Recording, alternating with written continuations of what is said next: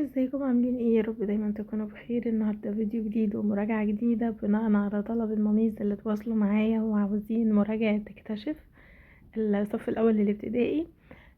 انا بنزل، المفروض اني بنزل ديسكفر، بس مش مشكلة، انا جبت لكم نماذج. تمام.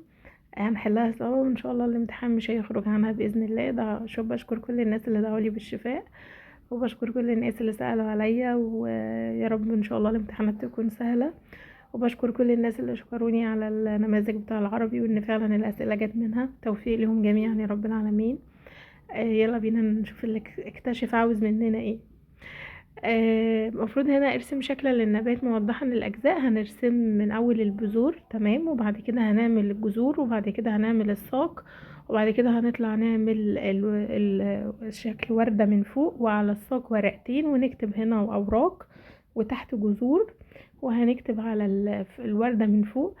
انا بقول لكم الفلاور الوردة من فوق ان ده النبات، تمام، والبذور زي حبوب كده تحت ايه. هنكتب عليها حبوب، تمام. هنا بيقول لي ده علامة صح من العبارة الصحيحة، وعلامة غلط أمام الخاطئة، تمام. جذر النبات يكون فوق سطح الأرض، لا غلط، بيبقى تحت سطح الأرض. يصنع النبات غذاؤه في الأوراق، صح، الأوراق هي اللي مسؤولة عن غذاء النبات. الريش يغطي جسم العصفور، صح. القشور تغطي جسم السلحفاة، غلط، الصدفة، تمام. آه تتحرك الكرة بالقفز، صح، وممكن كمان تتحرك بالانزلاق. ضع دائرة حول الحيوانات التي تسبح في الماء. جيب لي بومة ودولفين وبطريق وأرنب.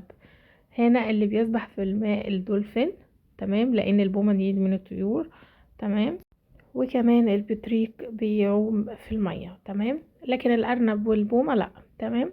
ضع دائرة حول الطيور. أسد وعصفور وحمامة وقرد. طبعا الطيور هيبقى العصفور والحمامة. صنف وسائل المواصلات سواء بري أو جوي أو مائي. القطار بري، السيارة بري، الدراجة بري. بري يعني على الأرض، يا شباب، تمام. طائرة جوي، سفينة مائي، مركب شراعي هيبقى مائي، حافلة بري، تمام. اختار الإجابة الصحيحة. يغطي جسم السلحفاة قشور ولا صدفة ولا ريش ولا فرو؟ صدفة. يغطي جسم العصفور أكيد ريش. يغطي جسم السمكة هتبقى قشور.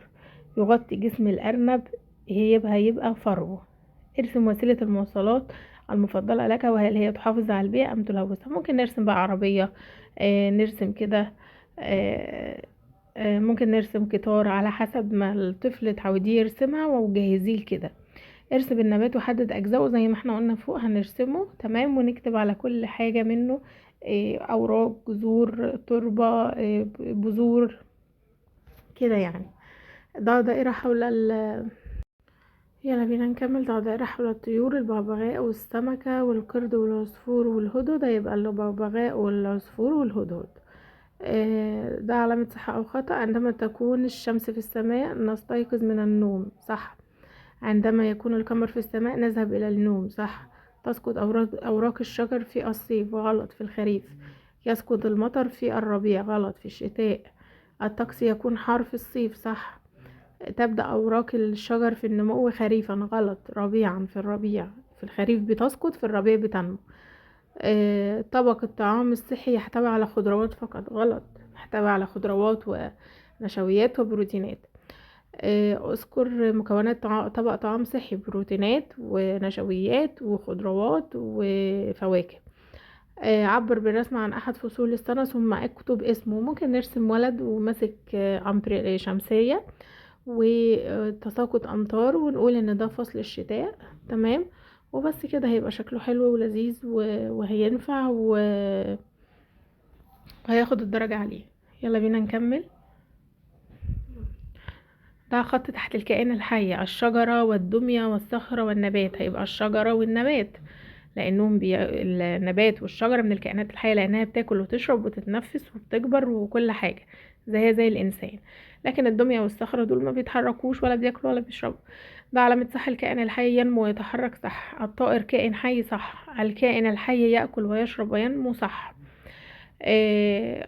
أكمل. السؤال بتاع من أنا. كائن حي أعيش في الصحراء وأتحمل الجوع والعطش. الجمل. بيتحمل الجوع والعطش وبيعيش في الصحراء. هنوصل الصحراء والدلتا. الصحراء هتبقى رمالها صفراء ويقل بها الماء، لا تصلح للزراعة، هنوصلها بيها. والدلتا هتبقى أرض خصبة تصلح للزراعة بها مياه كثيرة. ارسم سلوكا يعبر عن اهتمامك بالبيئة، وسلوكا آخر يضر بها. ممكن نرسم مثلا ان في ولد بيرمي حاجة في الشارع، وفي ولد بيحافظ على الشارع وكده يعني، تمام. او ولد بيزرع حاجة او بيحط زرع او كده. حدد الكائنات الحية: كرسي، شجرة، صخرة، عصفور. هيبقى الشجرة والعصفور، لكن الكرسي والصخرة دول جماد. ارسم، عبر عن بالرسم عن كائن حي وشيء غير حي. ممكن يرسم كتاب، وممكن نرسم صورة ولد او بنت. عبر بالرسم عن سلوك يحافظ على البيئة، زي ما قلنا ممكن نرسم شجرة او كده. الكائن الحي يأكل ويشرب وينمو. الأرض التي تصلح للزراعة هي الدلتا. الأرض التي رمالها صفراء ولا يوجد بها ماء: الصحراء. حدد الكائنات الحية: كوب ونبات وطفل وكتاب وشجرة. هيبقى النبات والطفل والشجرة دول كائنات حية، هنعمل عليهم دايرة. حدد الأشياء التي توجد في الصحراء: رمال صفراء وزرع أخضر والجمل والمياه. طبعا اللي في الصحراء يبقى الرمال صفراء والجمل، تمام، لان ما فيهاش ميه ولا زرع. حدد الاشياء التي توجد في الدلتا: زرع اخضر، رمال صفراء، مياه كثيره، جبال. هيبقى موجود فيها زرع اخضر ومياه كثيره، تمام. وبس كده، ده اللي بيميز الارض الدلتا. ارسم شكلا للنبات موضحا الاجزاء المكونه له، زي ما قلنا حبوب، وبعد كده هنعمل الساق والورق والنبات من فوق اللي هو الورده. ده علامة صح أو غلط. عند زيارة الآثار نقف في طابور الانتظار بهدوء. صح. عيد الميلاد هو يوم 7 يناير، فيه نتناول اللحوم. صح. يقع تمثال أبو الهول في الأقصر. غلط، في الجيزة. الأهرامات تقع في محافظة القاهرة. غلط، الأهرامات وأبو الهول في الجيزة، تمام. السؤال اللي هو بتاع عيد الميلاد ده أنا مش متأكدة منه، تمام، بس انا مش عارفه بصراحه هو يوم العيد الميلاد بيكون ايه، فلو في حد يفيدنا بقى في الكومنتس. عند زياره الاثار نتكلم بصوت مرتفع. غلط. عدد اهرامات الجيزه 5 اهرامات. غلط.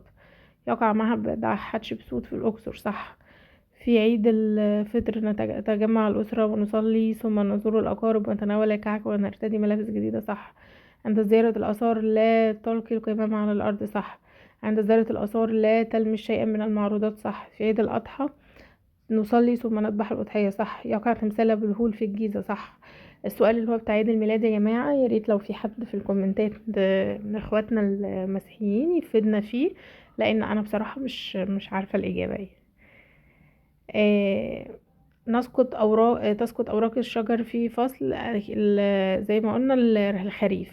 يسقط المطر في فصل الربيع. المطر في الشتاء.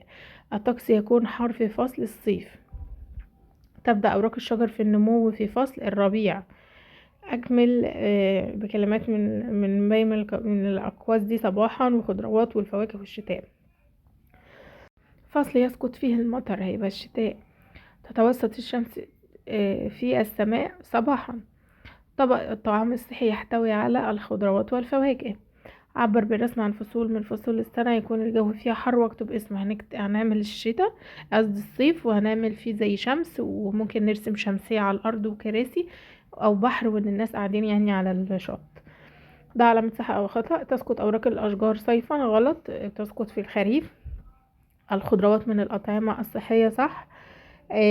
هنستخدم الكلمات دي في أكمل. فصل تسقط فيه أوراق النبات هو الخريف. يتوسط القمر في السماء مساء.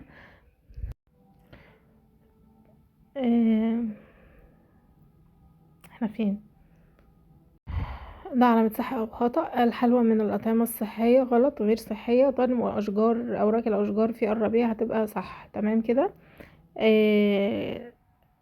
أعتقد يعني الأسئلة كده كلها يعتبر لذيذة، مفيش حاجة صعبة ان شاء الله عليهم. ولو حابين ان انا انزل لكم النماذج دي PDF عشان يتدربوا عليها، مفيش مشكلة انزلها لكم. انا بعتذر عن التأخير لان انا كنت تعبانة جدا، فدعواتكم ليا بالشفاء العاجل. ما تنسونيش بلايك وكومنت واشتراك للقناة، ولو مش هتفتكروني بالحاجات دي كلها افتكروني بدعوة حلوة منكم وقت صلاتكم. خلاص مش محتاجة حاجة تاني يعني، وكفاية ان الاولاد يكونوا استفادوا، وان انا فدت ناس كتير بعيد عني، مش من بلدي ولا من منطقتي. وهو ده والله الغرض من الفيديوز عندي، ان انا يعني احاول اساعد ناس بعيد عني يكونوا مش بياخدوا دروس، وان هم يستفادوا من الفيديو فعلا والمراجعات، وربنا ينجحهم جميعا ويوفقهم. يلا بينا نكمل اسئلتنا الخاصة بالنماذج. على فكرة دي كلها بتاع الوزارة. تمام. ضع خط تحت الكائن الحي، الشجرة، هتبقى طبعا الشجرة والنبات. احنا حلينا ده تقريبا قبل كده. حلينا ده، هجري بس ثواني.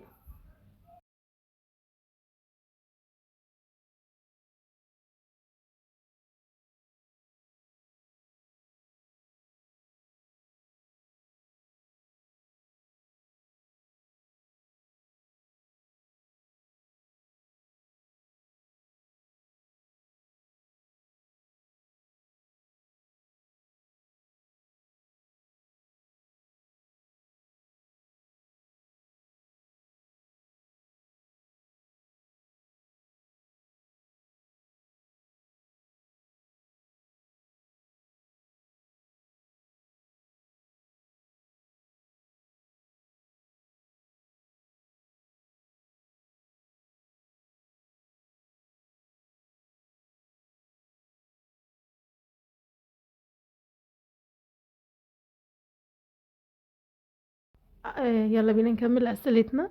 الخروف من الكائنات الحية طبعا. السيارة من الأشياء الغير حية لأنها مش بتاكل ولا تشرب ولا تنمو. هتقولي لي طب ما هي بتتحرك يا مس، هقول لكم عادي، هي بتتحرك بإيدينا احنا. لو البنزين بتاعها خلص خلاص كده هي مش هتتحرك.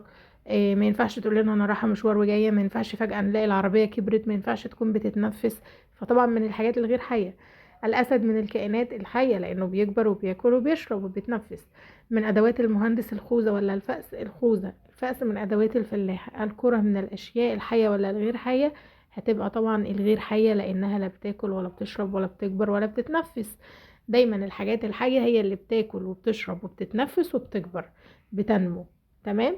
أما الحاجات اللي هي بتتحرك بإيدينا، احنا اللي بنحركها واحنا اللي بنحدفها واحنا اللي كده، وما بتكبرش غير اما احنا برضو مثلا الكرة ننفخها شوية فتكبر، ده بايدينا احنا.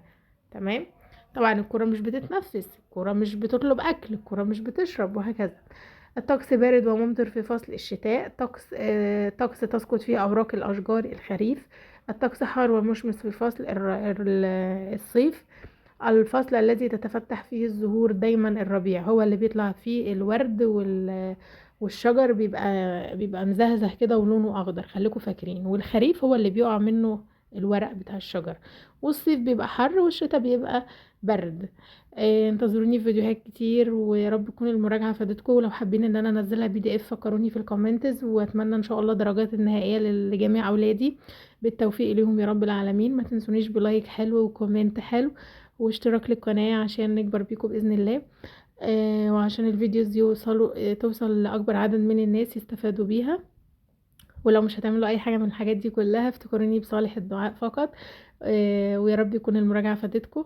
انتظروني في فيديوز كتير جاية، وإن شاء الله هنبدأ مع بعض شرح. بس أنا لسه مش عارفة هنزل اكتشف ولا لأ، بس إن شاء الله هحاول إن أنا أنزله مع الديسكفر.